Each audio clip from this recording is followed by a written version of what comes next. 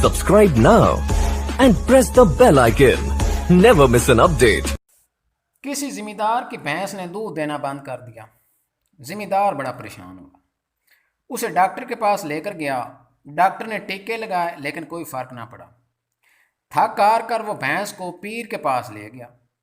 शाह जी ने धुनी दी, दाम किया, फूंक मारी, लेकिन वो भी बेसूद रही।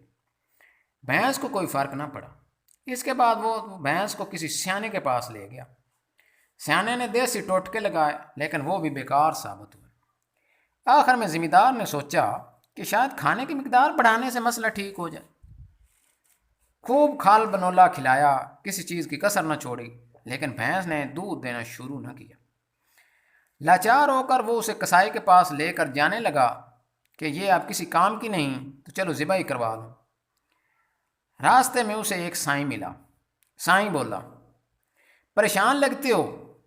ज़िम्मेदार ने अपनी परेशानी बयान की। साईं ने कहा, तुम कट्टा कहाँ बांधते हो? ज़िम्मेदार बोला, भैंस की खुरली के पास। साईं ने पूछा, कट्टे की रस्सी कितनी लंबी है? ज़िम्मेदार बोला, काफ़ी लंबी है। साईं ने ऊंचा कहका लगाया और बोला, सारा दूध तो कट्टा चूंघ जाता है, तुम्हें क्या मिलेगा? कट्टे को भैंस से दूर बांधो।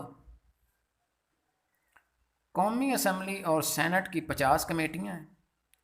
हर कमेटी के एक चेयरमैन है। हर चेयरमैन के ज़ाती दफ्तर की तैयारी पर 2-2 करोड़ रुपए खर्च हुए हैं। हर चेयरमैन 1,70,000 रुपये माहाना तनख्वाह लेता है।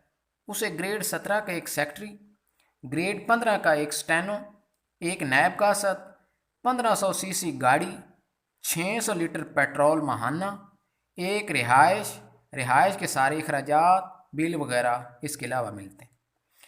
इसके अलावा अजलासों पर लगने वाले पैसे, दूसरे शहरों में आने जाने के लिए फ्री जहाज़ की टिकट। एक अंदाजे के मुताबिक ये कमेटियां अब तक खरबों रुपए का दूध चूंघ चुकी हैं। अगर इन कट्टों की रस्सी को कम न किया गया तो ये इजलास इसी तरह जारी रहेंगे और ये कट्टे ऐसे ही खरबों रुपए का दूध चूंघते रहेंगे। क्या पेट पर पत्थर बांधने और कफ़ायत शारी के लिए अक़वाले ज़रीं सिर्फ सरकारी मुलाजमीन के लिए ही हैं? मुलाजमीन की तनख्वाहों के लिए ख़जाना खाली है, तो फिर सारा दूध तो ये